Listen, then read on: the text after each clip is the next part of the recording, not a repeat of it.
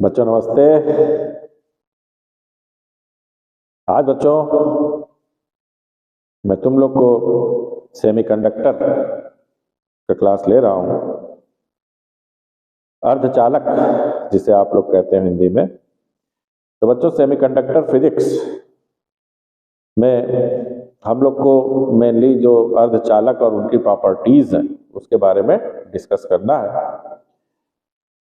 तो उसको डिस्कस करने से पहले हम लोग को बच्चों चालक और कुचालक के बारे में भी जानकारी होनी चाहिए। कंडक्टर्स क्या होते हैं, वायर्ड कंडक्टर्स क्या होते हैं।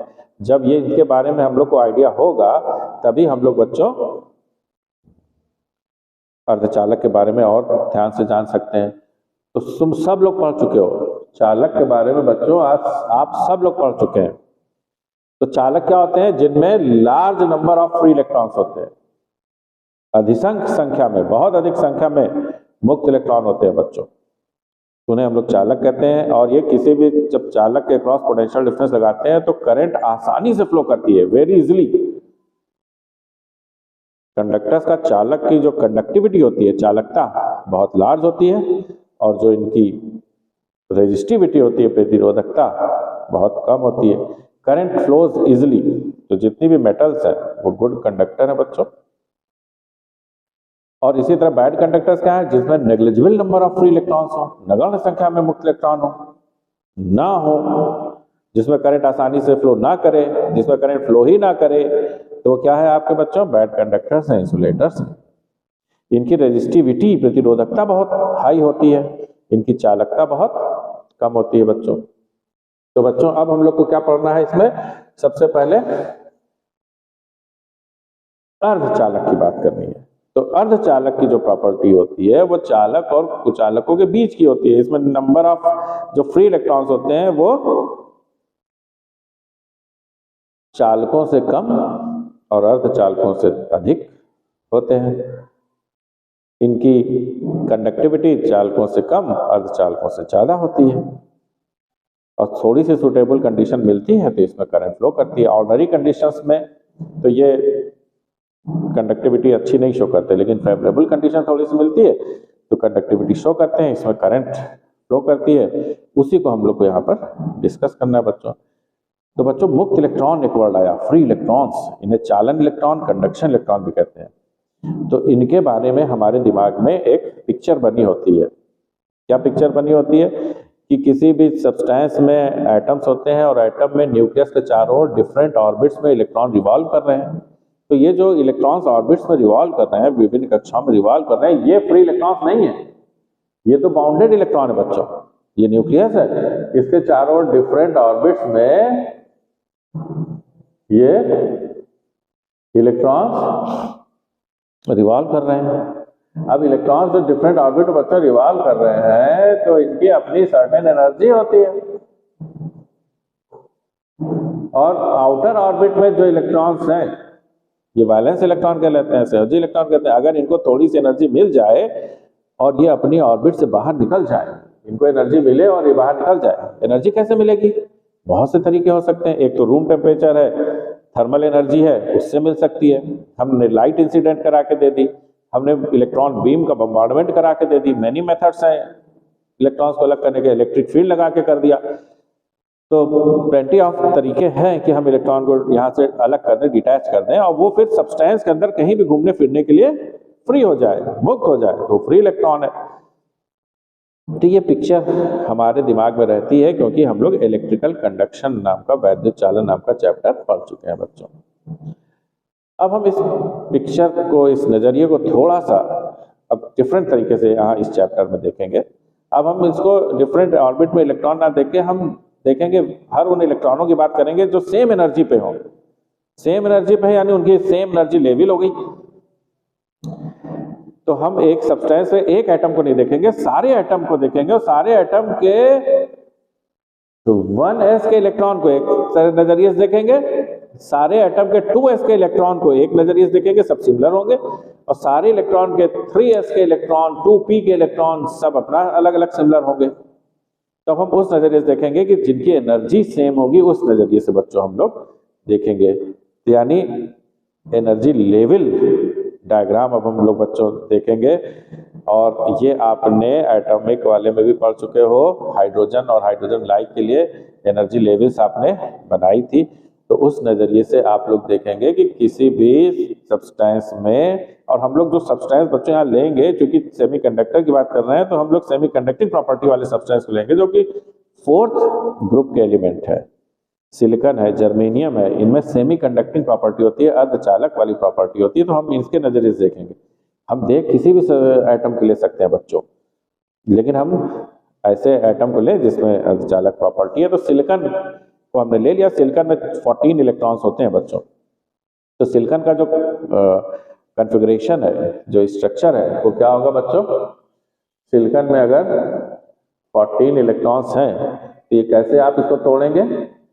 1s में 2 इलेक्ट्रॉन होंगे बच्चों, 2s में 2 इलेक्ट्रॉन्स होंगे, s ऑर्बिटल में तो 2 ही होते हैं। फिर 2p में 6 इलेक्ट्रॉन्स होंगे बच्चों। अब टोटल कितने हो गए? 6, 2, 8, 2, 10 हो गए। अभी भी 4 बचे हैं। अब 3s आएगी, 3s में 2 इलेक्ट्रॉन्स होंगे बच्चों,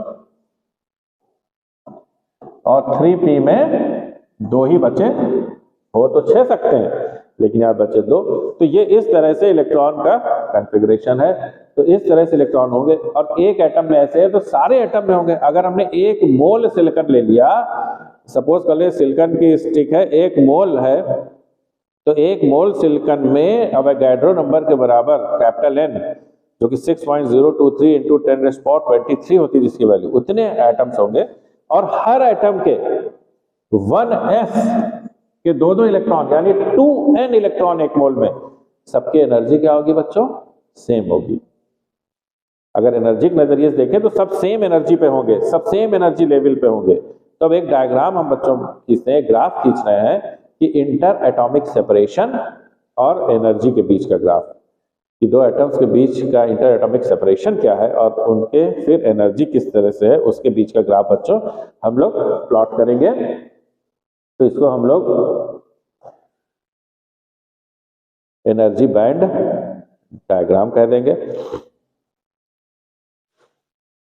तो जो आपकी हेडिंग होगी वो ठोसों में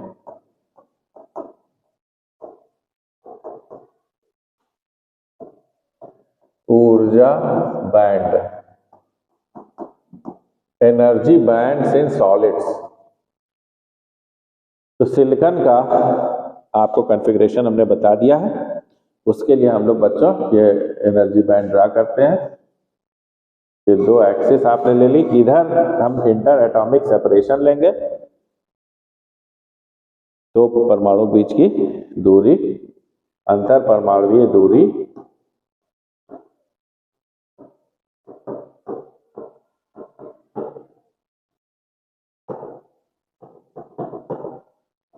तो इधर बच्चों ऊर्जा लेंगे, एनर्जी। अब हम इसका जब ग्राफ प्लॉट करेंगे बच्चों, तो देखिए, जो 1s के 2 इलेक्ट्रॉन है और हर एटम से 2, 1 मोल में 2n इलेक्ट्रॉन्स होंगे, तो सबकी सेम एनर्जी है, तो वो सब एक एनर्जी में, सबसे इनर मोस्ट ऑर्बिट है, न्यूक्लियस के सबसे पास है, सबसे टाइटली बाउंड है, तो उनकी एनर्जी सबसे कम है। और ये देखिए 1s के दोनों इलेक्ट्रॉन इस लेवल पे रहेंगे एक एटम के, और 2n इलेक्ट्रॉन है एक्चुअली इस लेवल पे 1 मोल में। इसी तरह 2s के एक एटम से 2 इलेक्ट्रॉन और 1 मोल में 2n इलेक्ट्रॉन, सबकी एनर्जी सेम है। तो वो इस वाली एनर्जी पर है, थोड़ी इनसे अधिक है लेकिन अभी कमी है, वो ये है। दूसरा एटम, एक एटम यहाँ पर है आपका, और दूसरा एटम जब इसके पास आ रहा है तो इनकी इनर मोस्ट ऑर्बिट की एनर्जी पे कोई इफेक्ट नहीं पड़ रहा है। ये 2s है बच्चों। इसी तरह 2p भी अंदर की ही ऑर्बिट है, तो उसमें 6 इलेक्ट्रॉन एक एटम में, 1 मोल में 6n इलेक्ट्रॉन है, सबकी एनर्जी सेम है, सब सेम एनर्जी लेवल पर है। तो इसमें 2n इलेक्ट्रॉन्स हैं, इसमें 2n इलेक्ट्रॉन्स हैं 1 मोल में, इसमें 6n इलेक्ट्रॉन्स है एक मोल में, सब सेम लेवल पे हैं। जब दो एटम पास आएंगे एक दूसरे पे इंटरेक्ट करेंगे, लेकिन वो इंटरेक्शन इनर ऑर्बिट्स के इलेक्ट्रॉन पे कोई इफेक्ट नहीं डालता, सब सेम लेवल पर है। 3s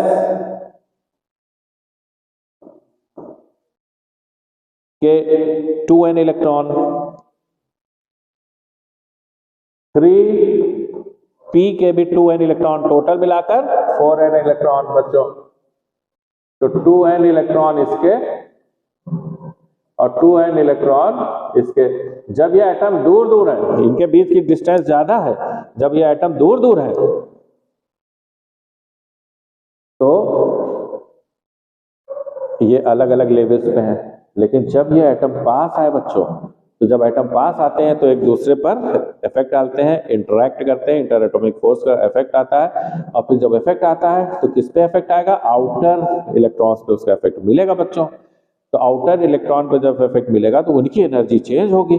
तो अब ये 2n और 2n टोटल 4n इलेक्ट्रॉन जब पास आए इंटर एटॉमिक सेपरेशन के समय डिस्टेंस पर आए बच्चों, ये इक्विलिब्रियम डिस्टेंस पर आए, तब इन 4n इलेक्ट्रॉनों को जो 2n अलग अलग लेवल्स में थे, अब उनके रहने के लिए दायरा बढ़ गया। अब वो एक स्पेशल एक लेवल में नहीं रहेंगे, वो अलग अलग एनर्जी में इलेक्ट्रॉन्स आ जाएंगे। तो जब सिंगल एनर्जी पे थे तो वो लेवल कह रहा था, जब अलग अलग एनर्जी की लेवल्स बढ़ गई तो वो बैंड हो गया। अब उनको रहने के लिए ऊर्जा के डिफरेंट रेंज मिल गई, उस रेंज में इलेक्ट्रॉन्स आएंगे तो बैंड बन गया। तो देखिए फिर ये जो अलग अलग लेवल थी, पास आकर ये क्या बन जाएगा? बैंड बन जाएगा बच्चों। इस तरह से एक अपर बैंड, दो बैंड में टूट गया बच्चों, ये एक अपर बैंड और एक लोअर बैंड। तो अपर बैंड और लोअर बैंड के नामकरण अलग अलग कर दिए जाते हैं। नीचे वाले को वैलेंस बैंड, संयोजी बैंड कहते हैं। ऊपर वाले को कंडक्शन बैंड, चालन बैंड के नाम से जानते हैं बच्चों। देखिए कैसे, अब इनका नाम हम कर देते हैं। तो नीचे वाले को बच्चों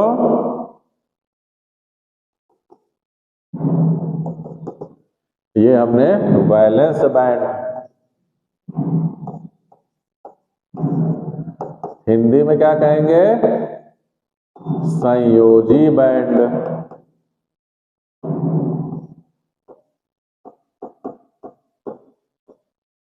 तो बैंड का मतलब चौड़ाई अधिक होती है और लेवल का मतलब चौड़ाई नहीं है।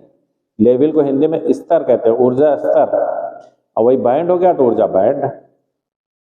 और ये ऊपर वाले बैंड को बच्चों कंडक्शन बैंड कहेंगे।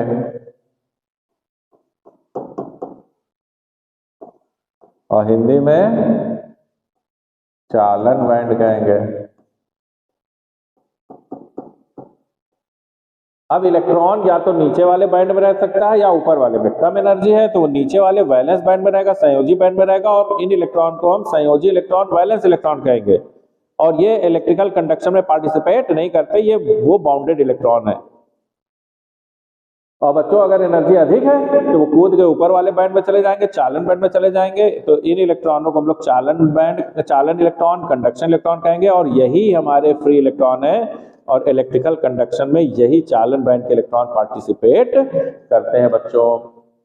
तो जो इलेक्ट्रॉन्स बच्चों यहाँ हैं वो वैलेंस बैंड के इलेक्ट्रॉन है, और जो यहाँ पहुंच गए वो कंडक्शन बैंड के इलेक्ट्रॉन। इनके बीच में बच्चों ये खाली जगह है, ये इस खाली जगह में इलेक्ट्रॉन्स नहीं रह सकते। ये वर्जित इलाका है, वर्जित बैंड है, ऊर्जा एक्सिस पे, इसलिए वर्जित ऊर्जा बैंड कह सकते हैं, वर्जित ऊर्जा गैप कह सकते हैं, एनर्जी बैंड गैप के नाम से आप जानते हो बच्चों। तो हम इसको डिफरेंट कलर से बच्चों लिखते हैं। इस इलाके को लाल रंग से हम लिख देते हैं बच्चों। तो ये देखें, ये हमारा वर्जित ऊर्जा गैप है बच्चों। इस ऊर्जा को आप लोग EG से कहते हो, यानी चालन बैंड, संयोजी बैंड से इलेक्ट्रॉन को चालन बैंड में जाना है तो इतना ऊर्जा का एक्स्ट्रा एनर्जी की जरूरत है जिसे कूद के उसे जाना पड़ेगा। EG band gap energy, energy band gap, वर्जित ऊर्जा अंतराल। ठीक है बच्चों, इसमें इलेक्ट्रॉन्स नहीं रह सकते। तो अब आपके दिमाग में यही पिक्चर बननी है कि जब क्रिस्टल का फॉर्मेशन होता है, ठोस बनता है, तो सारे एटम्स एक दूसरे से पास पास आ जाते हैं, इक्विलिब्रियम डिस्टेंस पे आ जाते हैं। तब जो आउटर मोस्ट इलेक्ट्रॉन्स होते हैं उनको रहने के लिए अलग अलग लेवल्स नहीं होती है, बल्कि एक रेंज ऑफ एनर्जी मिल जाती है, उसमें रह सकते हैं। और वो रेंज दो पार्ट में टूट जाता है, एक लोअर बैंड बनता है, एक अपर बैंड बनता है। लोअर बैंड के इलेक्ट्रॉन वैलेंस इलेक्ट्रॉन कहलाते हैं, संयोजी इलेक्ट्रॉन कहते हैं, और इस बैंड को वैलेंस बैंड कहते हैं, संयोजी बैंड कहते हैं। यहाँ के इलेक्ट्रॉन इलेक्ट्रिकल कंडक्शन में पार्टिसिपेट नहीं करते, और जो इलेक्ट्रॉन हायर एनर्जी लेवल पर है, चालन बैंड में पहुंच गए हैं, चालन इलेक्ट्रॉन कहलाएंगे, कंडक्शन इलेक्ट्रॉन कहलाएंगे, फ्री इलेक्ट्रॉन कहलाएंगे, मुक्त इलेक्ट्रॉन कहलाएंगे, और वही इलेक्ट्रिकल कंडक्शन में वैद्युत चालन में पार्टिसिपेट करते हैं। तो इलेक्ट्रॉन को यहाँ पहुंचने के लिए इसलिए एनर्जी की जरूरत पड़ती है। जिस सब्सटेंस में आसानी से पहुंच जाते हैं वो चालक हो जाएगा, जिसमें नहीं पहुंचते वो आपका कुचालक है, और जिसमें दोनों के बीच वाली अवस्था होती है वो आपके अर्धचालक होते हैं। अब इस एनर्जी बैंड्स के बेसिस पे बच्चों हम लोग चालक, अर्धचालक और कुचालक के बारे में अध्ययन करेंगे थोड़ा सा। तो उम्मीद है बातें आप लोग को समझ में आ रही होंगी। तो बच्चों मैं अब अगला पेज ऊर्जा बैंड के आधार पर बात करता हूं, और नेक्स्ट पेज अब नेक्स्ट मिनट में खोलते हैं बच्चों।